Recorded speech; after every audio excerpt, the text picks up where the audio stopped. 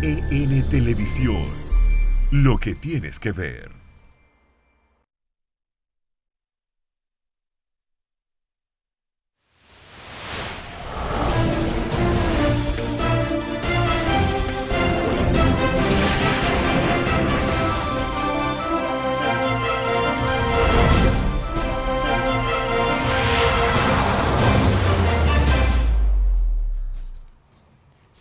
Hola, buenos días, bienvenidos a esta jornada del día de hoy de geopolítica. Comenzamos este momento para ver todo lo que ha ocurrido en el día de hoy y en las últimas horas, más bien para abarcar más tiempo en nuestro país y en el resto del mundo.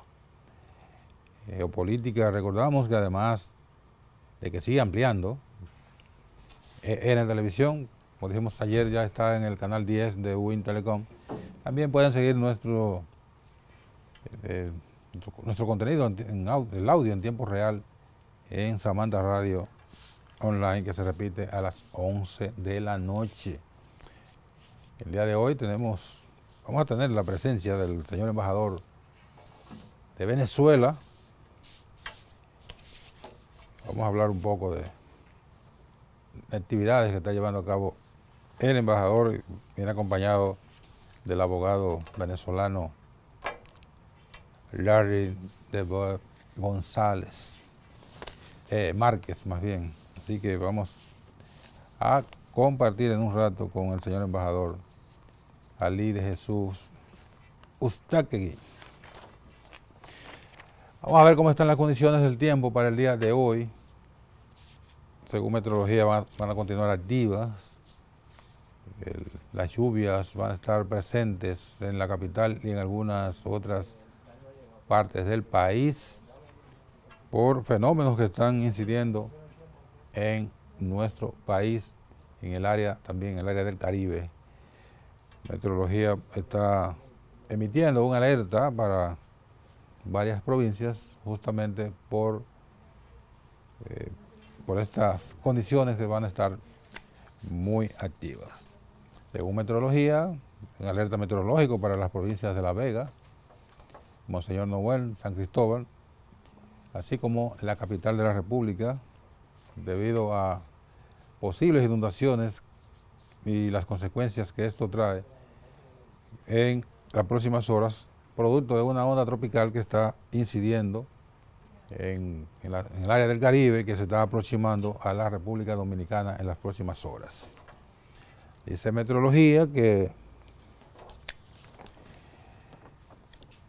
va a persistir en las próximas 48 horas la humedad de inestabilidad por los efectos de la onda tropical y una vaguada que continuarán incidiendo en el territorio nacional desde las primeras horas de la mañana y hasta el día de mañana.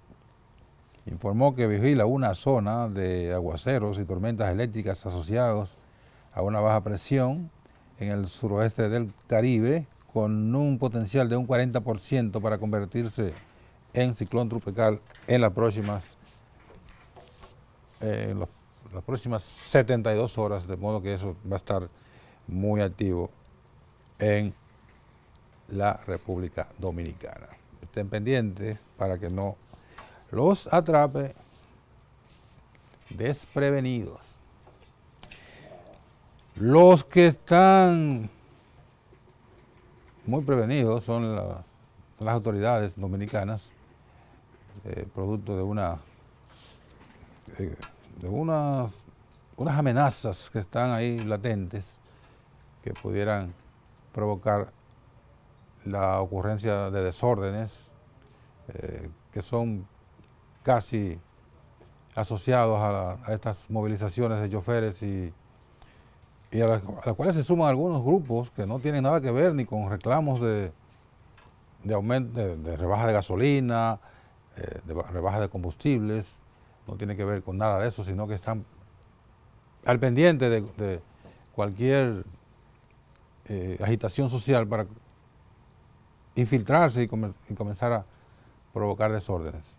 Los choferes en los últimos tiempos han hecho sus reclamaciones de manera pacífica, eso es, paralizando el transporte sin provocar a las autoridades. Sin embargo, estos grupos que se hacen llamar grupos sociales o colectivos terminan dañando la buena intención del derecho a la protesta que tienen todos los dominicanos, y en el caso de los choferes, que lo hacen de manera pacífica, reitero, pero estos grupos aprovechan para infiltrarse y provocar desórdenes que generan entonces la reacción de las autoridades, la policía, provocando a veces daños a la persona y creando situaciones de mucha conflictividad en el país. En caso de que se produzcan estas paralizaciones que están anunciadas, lo lógico es que lo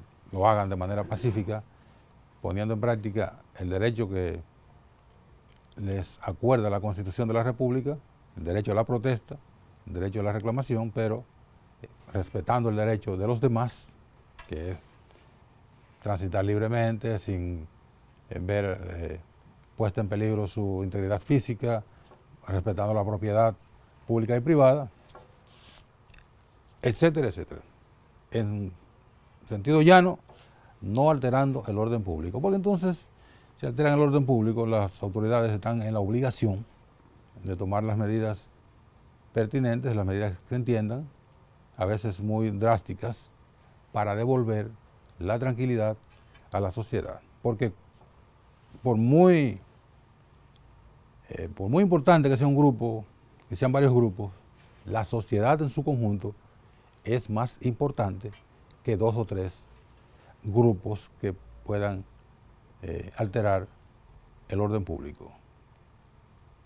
Todos, yo he reiterado aquí que todos estamos de acuerdo con que se produzcan medidas, por ejemplo, que se reduzca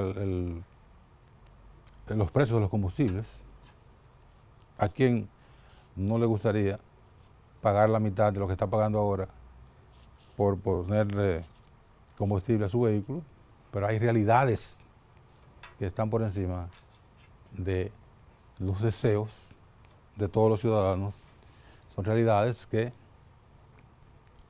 impiden a las autoridades poner, por ejemplo, en práctica estas medidas de reducción de combustible. La República Dominicana no produce petróleo, no fija precios del petróleo a nivel internacional, es una variable que no maneja, que no domina, por lo tanto es muy difícil que pueda complacer, en el sentido que lo piden, los reclamos de esos ilustres ciudadanos que se llaman choferes del transporte público, dirigidos por lo que antes eran sindicalistas, ahora son empresarios del transporte, y además algunos ya con pretensiones de presentar proyectos políticos.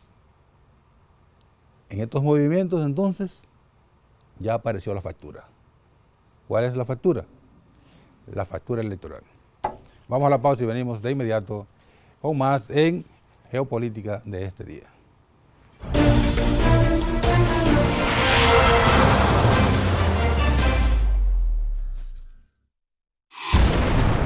EN Televisión, lo que tienes que ver. EN Televisión, lo que tienes que ver.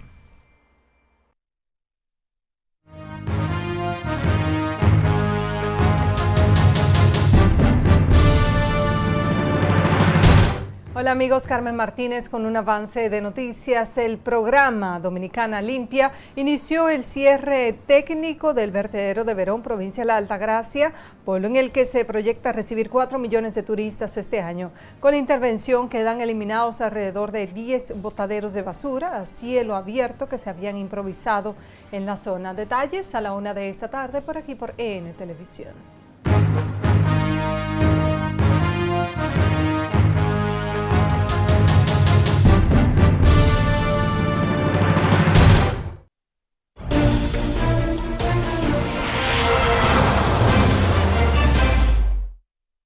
Seguimos en Geopolítica de este día y vamos a mandar la excusa a ustedes del señor embajador de Venezuela, que estaba pautado, pero se le presentó una cuestión de esas cosas que se presentan en ese oficio de los diplomáticos. Pero sí está el doctor Larry de Boe Márquez, que es un abogado. El currículum que vi es bastante grueso, muy activo, y ahora mismo es el director ejecutivo secretario ejecutivo de la Comisión de Derechos Humanos, que depende de la vicepresidencia de la República de Venezuela, que dirige directamente de Delcy Rodríguez. De Delcy Rodríguez, correcto. Que es la primera vicepresidenta de la República Bolivariana de Venezuela. Buen día, doctor. Bueno, buenos días y gracias por la invitación y por el espacio para poder compartir con el pueblo dominicano, ¿no? Que es un pueblo hermano de Venezuela. Y bienvenido a la República Dominicana. Me he traído 3 tomos. Uno es El Imperio contra Venezuela, que lo escribe ¿quién escribe este? Es una publicación del Ministerio de Comunicación e Información. Bueno, es una recopilación de Germán Sánchez Otero,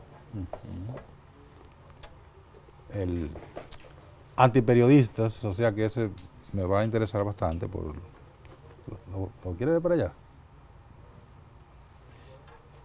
No. Cuando lo tenga me avisa. Y entonces, este otro que también tiene cifras económicas muy importantes, la mano visible del mercado, guerra económica en Venezuela. Este lo escribe Pascualina Curcio. Vamos a hacer una gran... ¿Tú lo quieres ver? Lo ponemos así. Ahí está. El otro. Lo ponemos así. Y el otro, así. Bien. Que recogen importantes, interesantes, según me han dicho ustedes, datos importantes y revelaciones de todo lo que ha sido esta brutal agresión que ha venido resistiendo Venezuela de los últimos 4 o 5 años. Un ataque bestial en todos los sentidos. Solo ha faltado ya el ataque militar, y ganas no le han faltado. Ganas le han sobrado a muchos, a Estados Unidos, a Colombia, a Perú, que han sido los más beligerantes contra Venezuela de una manera totalmente irracional. Entonces, solo ha faltado eso. Explíqueme cómo ustedes resisten tanta agresión y tanta... todos los días un episodio nuevo de esta guerra en varios flancos que libra el chavismo. Así es, yo creo que no hay mejor manera para calificar lo que es una guerra de intensidad que ha vivido nuestro pueblo desde el año 1999, ¿no? Desde que el comandante Hugo Chávez llegó al poder por la vía democrática, electoral, y al ver los factores de poder que no pudieron captar al comandante Chávez para manejarlo y que respondiera a sus intereses, se inició contra Venezuela todo un esquema de agresión continuada que tuvo expresiones como por ejemplo el golpe de Estado del abril del año 2002, sí, donde el presidente Chávez fue depuesto por 47 horas, golpe de Estado que fue avalado por algunos gobiernos del mundo, que fue avalado por organismos como la Organización de Estados Americanos, ¿no? Que pudo ser derrotado gracias a la movilización del pueblo y a la labor de las Fuerzas Armadas leales pues, a la Revolución Bolivariana, pero que es una agresión que ha continuado durante todos estos tiempos a través del ejercicio de la violencia, de ejercicio de fórmulas no democráticas, del desarrollo de la política, pero que a partir del sensible fallecimiento de nuestro comandante Hugo Chávez, pareciera que se tomó la decisión de no permitir ya por más tiempo la permanencia del chavismo, de la revolución bolivariana en el poder en Venezuela. Y se ha hecho uso de una vieja herramienta de agresión que nuestro continente conoce bien, que es la agresión económica, ¿no? Sí. Con el fin de generar las condiciones internas que favorezcan una ruptura no democrática en la continuidad de un gobierno en el poder, ¿no? Es una experiencia que no hay que esperar la desclasificación de documentos, ¿no? Por ejemplo, en el caso de Chile, hubo que esperar unos años para que se desclasificaran los documentos y conocer esa instrucción del presidente Richard Nixon, que dijo que era necesario hacer chillar la economía de Chile para que el gobierno de Salvador Allende terminara derrocado con un cruento golpe de Estado, como ocurrió en el año 73. Y aquí no hay que esperar la desclasificación de documentos. Ahí vinieron las huelgas de camioneros, de empresarios, la iglesia, toda esa vagabundería. Todo el bloqueo que le hicieron a Chile y a su economía para generar las condiciones que terminaron en el golpe de Estado. En el caso de Venezuela se dice de manera frontal, ¿no? Los voceros del Departamento del Tesoro han dicho que su objetivo es asfixiar la economía de Venezuela para producir un cambio de régimen. El presidente de los Estados Unidos ha dicho que él no descarta el uso de la amenaza militar, de la fuerza militar, para cambiar el régimen en Venezuela. El secretario general de la Organización de Estados Americanos, violando todas las normas del derecho interamericano y repitiendo una de las más lamentables páginas de la historia de la Organización de Estados Americanos, que en el pasado, por cierto, que este mismo país avaló y apoyó agresiones militares contra pueblos libres, contra pueblos hermanos. Bueno, eso es lo que se está desarrollando contra Venezuela.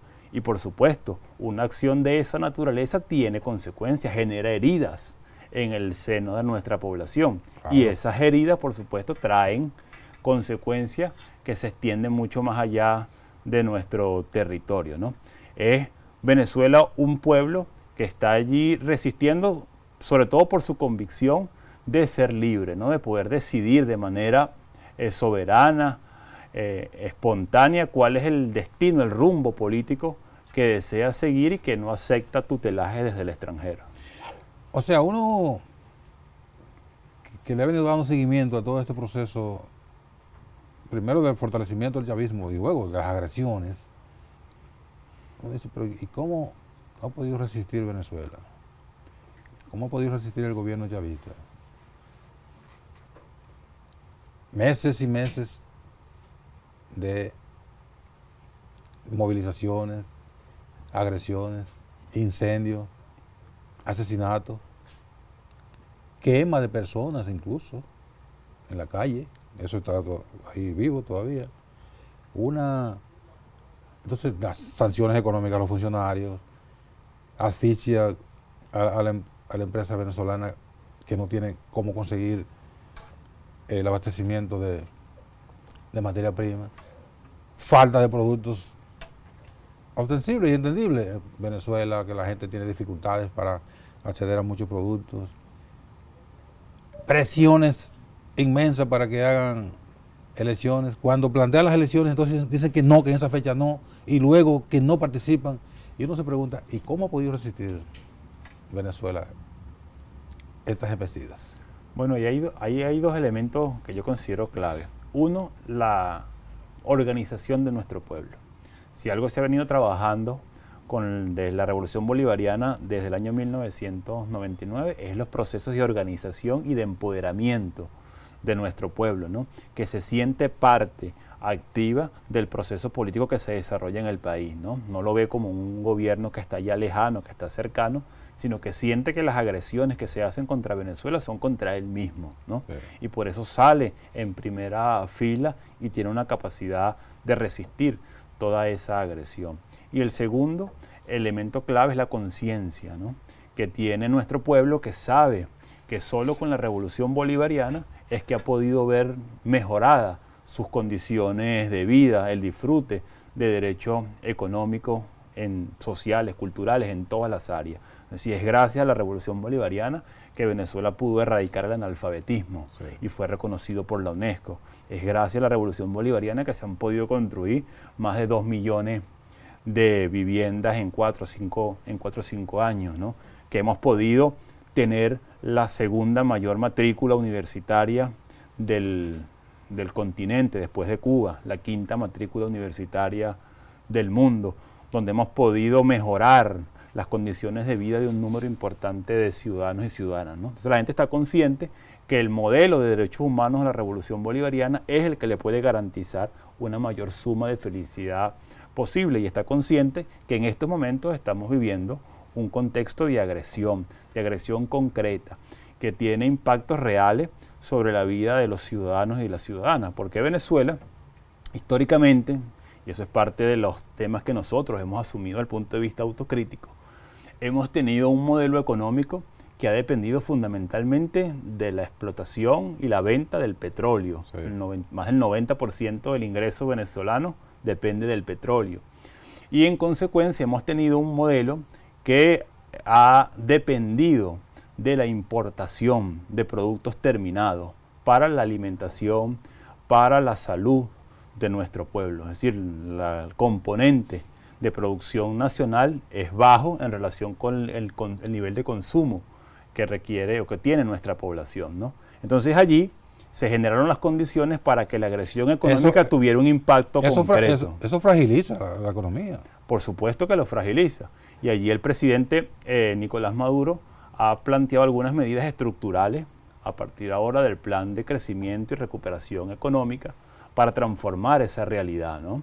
Para generar las condiciones que permitan ir hacia un nuevo modelo productivo que permita satisfacer desde adentro las necesidades de Venezuela. Venezuela tiene todo el potencial, todas las capacidades para poder satisfacerse de sí misma de todo lo que necesita su población. Tenemos tierra productiva, Yo no he entendido eso nunca. agua. ¿Por qué con tanta tierra, tantos recursos naturales, gente dispuesta a trabajar, como la gente, el campesino venezolano, un trabajador?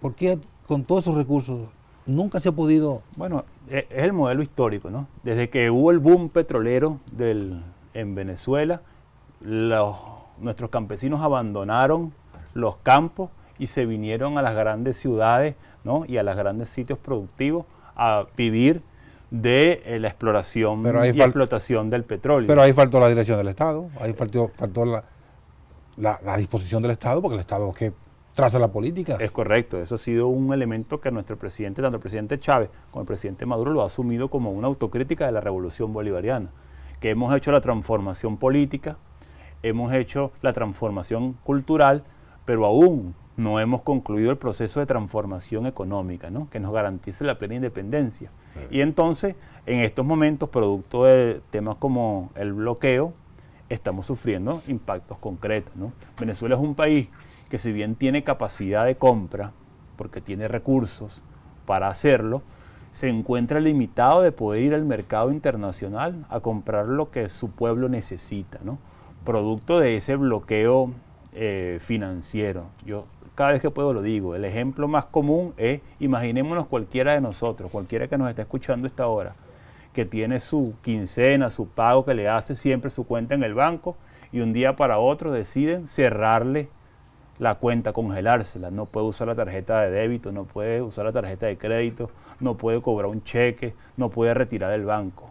Puede tener mucho dinero, pero si no puede usarlo, de nada le vale. De nada le vale. No, eso es lo que se está haciendo con Venezuela, donde se le ha cerrado el acceso a los mercados internacionales del sistema financiero internacional, impidiendo o dificultando la compra de los insumos que el país necesita. Nosotros, por ejemplo, importante que se sepa esto, en la práctica hemos estado imposibilitados de usar el dólar como moneda de intercambio internacional para comprar medicamentos, para comprar alimentos. Hemos tenido que utilizar otras monedas. Sí. Y eso, por ejemplo, genera costos adicionales a nuestra economía. Solo en este año, de julio de 2017 a julio de 2018, pareciera sencillo, pero esas operaciones de cambio, por no poder usar el dólar y tener que usar el rublo, el yuan, el euro, nos ha generado una pérdida de 20 millones de dólares. Solamente en un año por ese concepto. Bueno, ese monto, 20 millones de dólares, para quienes nos están escuchando lo sepan, es equivalente a, digamos, el 100% del tratamiento para las personas con VIH que necesitamos en el país, ¿no? Que se perdió, producto de ese bloqueo financiero que se le impone a nuestro país y que ya es reconocido incluso por gobiernos que pueden no ser aliados a la revolución bolivariana, ¿no? El canciller de Brasil ha reconocido públicamente que su país tiene una deuda que pagar a Venezuela por 40 millones de dólares por concepto de venta de electricidad. Nosotros le vendemos electricidad al norte de Brasil, ¿no? Que le queda más cercana de Venezuela que de las centrales de energía de su país. Sí. Bueno, esos 40 millones no han podido ser pagados por Brasil porque los bancos no quieren aceptar transferencias que vayan dirigidas a la República Bolivariana de Venezuela. Eso es por miedo. Claro, es el temor a ser víctima de sanciones por parte del Departamento del Tesoro, que está al mando de unos señores que son absolutamente impredecibles, ¿no? No se sabe con qué reacción pueden tener contra cualquiera que decida cooperar, en este caso con el caso de Venezuela. Y ocurre, por ejemplo, también con los proveedores de bienes y servicios, ¿no? Nosotros, bueno, vamos a comprar el medicamento para, digamos, evitar la malaria, para el tratamiento de la malaria, una enfermedad tropical. Sí. Bueno, los proveedores nos dicen, ¿es a Venezuela? No, no se lo puedo vender a Venezuela, ¿no? ¿Sí? A pesar de que tenemos proveedores muy cerca del país, tenemos que comprarlo a cientos de kilómetros, miles de kilómetros, allá en India, para poder traer el tratamiento a nuestro país. Y eso genera más tiempo en que llegue, eleva los costos y por supuesto dificulta la atención de nuestra gente. Entonces sí, Venezuela, por supuesto, los venezolanos están sufriendo las consecuencias de ese tipo de acciones, que es un elemento bien interesante. Hace algunos meses, hace unas semanas más bien, se presentó en Naciones Unidas un informe de un experto independiente de Naciones Unidas que estuvo en Venezuela. Se llama el señor Alfred de Zayas. Él estuvo en Venezuela, un experto de la ONU, hizo un informe y lo consignó ahí en Naciones Unidas. Y en ese informe él dice que esas llamadas sanciones, que no son sanciones, ese bloqueo contra Venezuela, pudiera constituir un crimen de lesa humanidad, ¿no? Porque está sometiendo al pueblo más humilde, al pueblo más pobre, a pasar las penurias por un interés geopolítico de hacerse del dominio del poder político en Venezuela, ¿no? Eso es. Ocurre que los genocidas norteamericanos nunca han sido juzgados.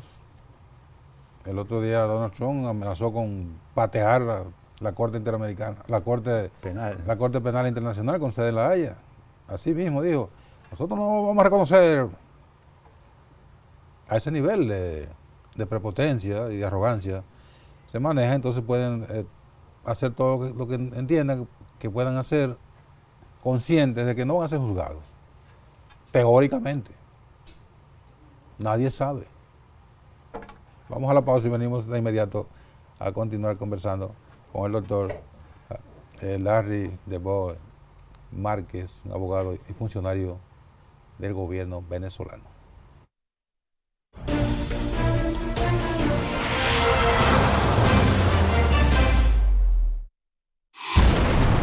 EN Televisión, lo que tienes que ver. EN Televisión, lo que tienes que ver.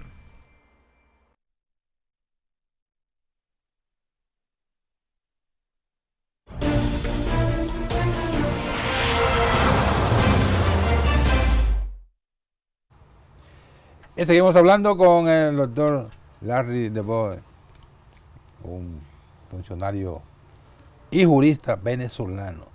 Hemos hablado bastante del caso venezolano, entonces, ¿qué lo trae por acá, por el país? Bueno, vamos a estar aquí en una jornada de trabajo, vamos a estar participando el día de mañana, miércoles, en una conferencia en el marco del aniversario de la Universidad Autónoma de Santo Domingo, ¿no? Sí. Donde vamos a estar un poco reflexionando sobre el rol de la Organización de Estados Americanos en nuestro continente, sobre todo desde el punto de vista de los derechos humanos, ¿no? Donde esa organización siempre ha utilizado ese tema como un arma, como un instrumento para atacar o para señalar a aquellos países que no responden a ese interés geopolítico, ¿no? Y que ha sido potenciado con el bandido este que está ahora el secretario general, Almagro, frente a Venezuela, que para él Venezuela es, primero dice que es una dictadura, algo que no califica como dictadura, obviamente, pero él lo sabe, pero no esa es su arma. Entonces Almagro ha tenido esta conducta contra Venezuela. Los derechos humanos en Venezuela, que son un argumento también, los utilizan como supuesta violación de los derechos humanos. Todas estas reflexiones ustedes van a manejar estos elementos en esta reflexión. Así es. Por ejemplo, un elemento clave. ¿Cuál es el rol de un secretario general de un organismo multilateral como es la OEA, pero como también es las Naciones Unidas? Es un servidor de los gobiernos que integran esa organización, ¿no? Es una persona que debe velar por el respeto de las normas de la organización, que debe velar por la convivencia armónica entre los estados que la integran, ¿no? Sí. Todo lo que este señor al frente de la Secretaría General ha vulnerado, ¿no? Se han violado prácticamente todos los artículos del reglamento de esa organización para atacar a Venezuela, al presidente Nicolás Maduro, violando incluso a veces el propio quórum de toma de decisiones que tiene esa organización. Nosotros debemos recordar cómo, por ejemplo, el año pasado se convocó un consejo permanente, le correspondía al embajador de Bolivia presidirlo, lo destituyeron con una argucia jurídica avalada por el asesor jurídico de la OEA, hicieron una sesión y a pesar de que se necesitaban 18 votos para aprobar una resolución, ellos tenían menos de 18 y la declararon aprobada, ¿no? Es decir, toda una vulgaridad lo que se ha convertido ese organismo en su afán de atacar a Venezuela. Insistimos nosotros siempre utilizando el tema de los derechos humanos, ¿no? Se ha ahora invocado una supuesta crisis humanitaria, que es lo que se ha puesto de moda, ¿no?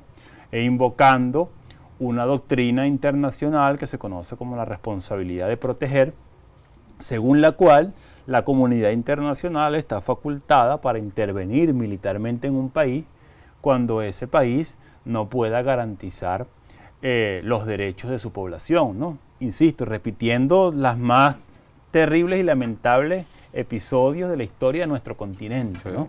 Como ocurrió, ya lo decíamos, acá en la República Dominicana, ¿no? Y entonces en el caso de Venezuela se invisibilizan todos los logros y los avances que tiene nuestro país en materia de derechos humanos y se maximizan, en algunos casos se falsifican eventos para presentarlos como si fuera una política de violación sistemática en materia de derechos humanos, ¿no? Yo estoy seguro que, por ejemplo, muchos acá en República Dominicana no saben que Venezuela desde el año 2016 tiene, por ejemplo, un documento que es este, ¿no?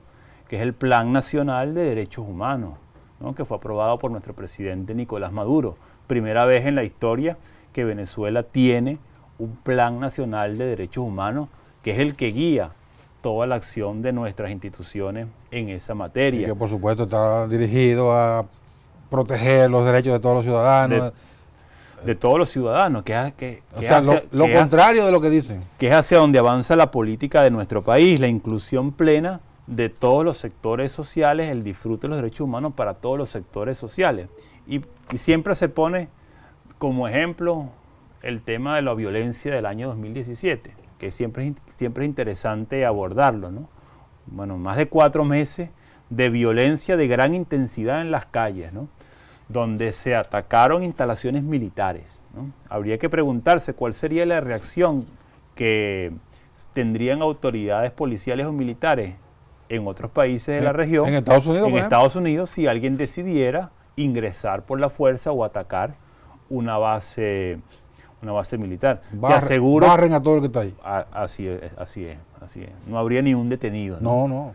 En el caso de Venezuela, bueno, fueron meses de ataques contra instalaciones públicas, contra instalaciones militares, contra la Fuerza Armada. Se quemaron a personas simplemente, tú lo decías, Sí. ¿no? Por el hecho de su color de piel o porque parecía ser sospechoso de simpatizar con el chavismo, ¿no? Y allí hubo una respuesta del Estado como política general de respeto a los derechos humanos, ¿no? Eso no quiere decir que no hayan ocurrido casos aislados, ¿no? Claro. Donde funcionarios se apartaron de esa orientación que da la Constitución, que da la ley y que dio el presidente y hayan vulnerado los derechos humanos de las personas. Pero bueno, esos casos fueron inmediatamente repudiados por todas las instituciones, están detenidos y están sometidos a la justicia, ¿no? Que es un elemento clave, que es un elemento importante, ¿no? A diferencia de lo que ocurría en Venezuela antes del año 1999, ¿no? Nosotros tuvimos, por hablar solo de un episodio, el Caracazo. Sí. El Caracazo 1989, ¿no? Febrero. Donde la Fuerza Armada reprimió con el uso de la fuerza con fusiles. ¿Cuántos muertos hubo? Bueno, según las cifras oficiales del gobierno de la época, cerca de 200. Súmale- Según súmale cifras 400. de las organizaciones sociales no gubernamentales, fueron más de 2.000 personas asesinadas, ¿no? Y no hubo ni una sola persona procesada por esos acontecimientos ni condenada. Y además, cuando usted busca en los informes de la OEA, de la Comisión Interamericana No de Derechos figuran. Humanos, no figura nada, ni un comunicado No. de prensa diciendo estamos preocupados por lo que está ocurriendo en Venezuela, ¿no? Entonces es una doble moral, ¿no? Con el tema de los derechos humanos, donde en Venezuela todo estaba perfecto porque gobernaban los que respondían a mi interés geopolítico. Exacto. Y ahora todo está mal, ¿verdad? Porque quienes gobiernan han decidido Yo no lo puedo de manejar. manera autónoma disponer de los recursos que tiene nuestro país, ¿no? Que no son poca cosa, ¿no? Es la mayor reserva de petróleo del planeta, una de las mayores reservas de gas, una de las mayores reservas de minerales estratégicos, de oro, de coltán. Es decir, hay toda una potencialidad allí económica que es muy atractiva para quienes tienen la principal economía del mundo, que es una máquina de tragar recursos que no se da abasto para satisfacerse por sí misma. Entonces mañana en la Universidad Autónoma de Santo Domingo, en la Biblioteca Pedro Mil, ¿a qué hora va a ser? Es a las 5 de la tarde. ¿Quiénes van a estar allí? Bueno, y vamos a estar con el embajador, el equipo y bueno, compartiendo con todos quienes deseen participar y sumarse a esta importante jornada de reflexión, sobre todo destacando ese aniversario de la Universidad Autónoma de Santo Domingo, ¿no?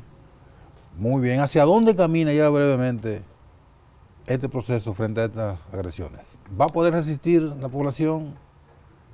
Sí, Venezuela avanza hacia un proceso de recuperación progresiva, ¿no? Y yo digo que ya se empiezan a ver los primeros síntomas, ¿no? Así como cuando una persona está enferma y uno se alegra cuando ya van 2 noches seguidas que no le da fiebre o que empiezan a mejorar sus defensas, digamos así. Y que está comiendo. Y que está comiendo y que empieza a moverse. Bueno, así empieza a ocurrir con Venezuela. Ya hay indicadores desde el punto de vista social que empiezan a volver a la situación de normalidad. Nosotros tuvimos picos en el repunte de algunas enfermedades producto de ese mismo bloqueo que no pudieron llegar a tiempo las vacunas. Bueno, ya empiezan a bajar los casos de sarampión, los casos de malaria, los casos de otras enfermedades que surgieron en el país. Empieza a producirse una recuperación del poder adquisitivo de nuestra población, ¿no? Donde hubo un incremento significativo del salario producto de este nuevo plan de recuperación económica que ha puesto en marcha nuestro presidente. Se ha retomado la libre convertibilidad de las divisas, se han generado mecanismos para el desarrollo de la producción nacional y allí se ha producido un síntoma de la mejoría, ¿no? Que es que, bueno, miles de venezolanos y venezolanas que en algún momento salieron del país buscando mejores condiciones de vida en la región, empiezan a regresar a Venezuela, ¿no? A la fecha van más de 8.200 venezolanos que han pedido el apoyo del Estado y han regresado a Venezuela con el apoyo de nuestro gobierno, ¿no? Que ha mandado los aviones para traerlos de los países donde se fueron creyendo que iban a tener mejor educación, mejor salud, mejor trabajo, mejor vivienda que la que tenían en Venezuela, y que cuando llegaron se consiguieron con una realidad que los hace valorar lo que tienen en su país. Se encuentra que son extranjeros y que no, en algunos casos aquí, por ejemplo, la República Dominicana, bienvenidos todos, siempre. Pero en otros países se han encontrado con hostilidad. Así es, y se ha conseguido con una situación que no siempre es el modelo de derechos humanos que tiene la revolución bolivariana. Te puedo decir un ejemplo. En Venezuela, usted apenas cumple 55 años si es mujer, o 60 si es hombre, ya inmediatamente usted se le aprueba su pensión del Seguro Social, su pensión de vejez. Así usted nunca haya cotizado o haya pagado la seguridad social.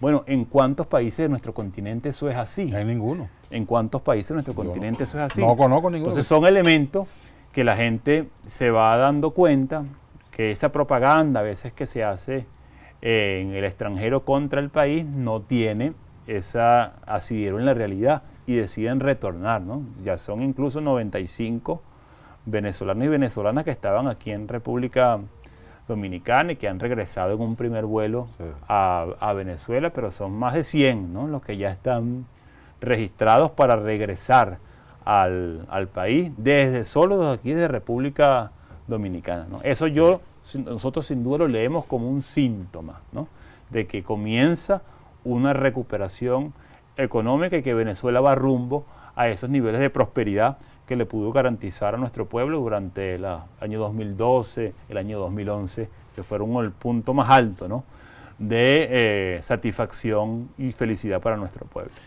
Bueno, gracias, Larry. No, gracias a usted por la invitación. Por ejemplo, quiero decir que los venezolanos que están aquí son bien tratados, bienvenidos, porque nosotros hemos sido bien tratados y bienvenidos a Venezuela durante toda la vida. Así que aquí no hay problema. Así es. Gracias al doctor Larry DeBoer, funcionario de la Vicepresidencia de la República de Venezuela, por estar acá con nosotros. Vamos a recordar que mañana tiene una conferencia, un conversatorio más bien, en la Biblioteca Pedro Mir de la Universidad Autónoma de Santo Domingo. Gracias a ustedes por su atención el día de hoy. Mañana Geopolítica volverá a las 11 de la mañana. Sigan ahora con EN Meridiano.